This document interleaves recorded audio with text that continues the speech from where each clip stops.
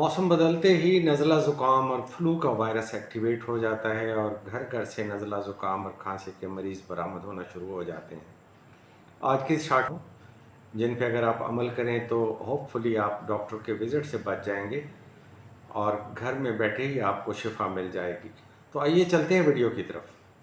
सबसे पहले तो ये ज़हन में रखिए कि ऐसे लोग जिनके अंदर विटामिन डी, विटामिन सी और जिंक की डेफिशिएंसी ना हो और ये तीनों चीज़ें उसकी डाइट में बाकायदा शामिल हों, ऐसे लोगों पे नज़ला ज़ुकाम और फ्लू का वायरस कम असर करता है।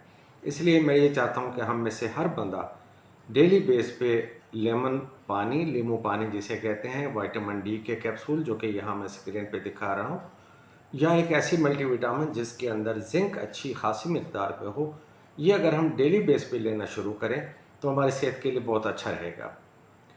इसके बाद आते हैं कि ऐसे केस की तरफ, अगर आपको नज़ला खांसी का अटैक आ चुका है तो अब आपने क्या करना है। पहली चीज़ ये है कि आप मुकम्मल आराम करें। जितने आप एम्बुलेंट रहते हैं, चलते फिरते हैं, आप ना सिर्फ अपनी बीमारी को बढ़ाते हैं बल्कि इस वायरस को भी डिसेमिनेट करने में आप मुआविन साबित होते हैं और ये बीमारी पूरे इलाके में फैलती है। मुकम्मल आराम करें। सिंपल इलाज ये है कि एक गिलास नीम गर्म पानी में आधा चमचा कॉमन सॉल्ट, जो टेबल सॉल्ट है, ये नमक मिला के इसके दिन में 2 से 3 दफ़ा गरारा करें तो ना सिर्फ इस बहुत ज़्यादा सूदिंग इफ़ेक्ट मिलता है बल्कि ये वायरस किल करने में भी बहुत ज़्यादा मुआविन होता है। इसके बाद है अदरक की चाय। इतनी एक इंच की काश अदरक लेके आप 2 कप पानी में उसको जोश दीजिए। जब 1 कप रह जाए तो वो उतार के उसमें थोड़ा सा आधा नींबू उसमें मिला दें, और अगर आप डायबिटिक नहीं हैं तो 1 आध चम्मच शहद मिला देना भी बहुत मुनासिब है। इस दिन में 2 से 3 दफ़ा लीजिए। ये आपकी इम्यूनिटी को बूस्ट करता है और वायरस को भी किल करता है। ये है कि अगर नाक ज़्यादा बह रही है, बहुत ज़्यादा रनी नोज़ है, तो कोई एंटी एलर्जिक एंटी हिस्टामिन जिसको मैं यहाँ दिखा रहा हूँ, ये लेने में हर्ज नहीं है और ये सेफ़ है।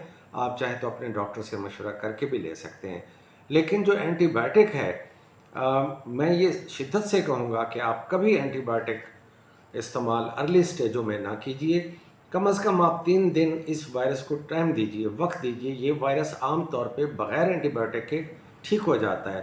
अगर आपने अर्ली स्टेज पे एंटीबायोटिक ले लिया तो ना सिर्फ ये कि उसका फ़ायदा कोई नहीं होना, बल्कि उल्टा एंटीबायोटिक आपकी इम्यूनिटी को सप्रेस करके, ख़त्म करके इस वायरस को और फ्लरिश करेगा बॉडी के अंदर। इसलिए एंटीबायोटिक कभी ना लें अर्ली स्टेज पे। हाँ, जब 3 दिन हो गए हैं और आपका बुखार नहीं जा रहा, नज़ला खांसी नहीं जा रही, बल्कि अब बलगम आना शुरू हो गया है, तो अब ये इस चीज़ की निशानी है कि अब वो जो वायरल इन्फेक्शन है उसमें सुपर एडेड बैक्टीरियल इन्फेक्शन आ चुकी है।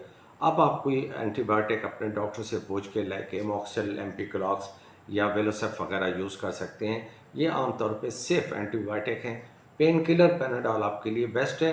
अगर आप लिवर या किडनी के पेशेंट नहीं हैं तो पैनाडॉल की टेबलेट या कोई कफ सिरप आप इसके साथ ऐड कर सकते हैं। आखिर में मैं ज़िक्र करना चाहूँगा बिलखसूस, जो कि आज मैं अपने साथ ये लेके आया हूँ, ये जौहर जोशांदा। सर्दी का मौसम आते ही इसकी एडवर्टाइजिंग में ज़ोर पड़ जाता है और बल्कि इसके ऊपर लिखा हुआ है कि एक साशी आप एक कप गर्म पानी में मिला के दिन में 2 से 3 मरतबा लें।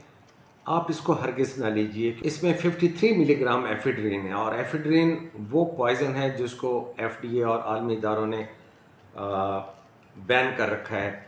ये नहीं लेने चाहिए क्योंकि इसकी टॉक्सिसिटी बहुत ज़्यादा है। इसके साथ आपके दिल की धड़कन बढ़ जाएगी, डेफिनेटली बढ़ जाएगी। आपका ब्लड प्रेशर बढ़ सकता है। अगर आप ग्लाकोमा का कोई केस है तो वो बिगड़ सकता है। और प्रेगनेंसी में तो ये सख्ती से मना है।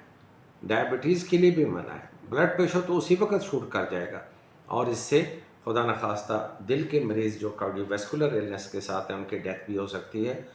ये मैं सख्ती से मना करूँगा कि आप कोई ऐसा जौहर है जोशांदा, ये नहीं कि मैं सिर्फ इसकी बात, कोई भी ऐसा जौहर है जोशांदा जिसके इंग्रेडिएंट में एफिड्रिन लिखा हुआ है वो आप नज़ला ज़ुकाम और खांसी के लिए हरगिज़ इस्तेमाल न करें।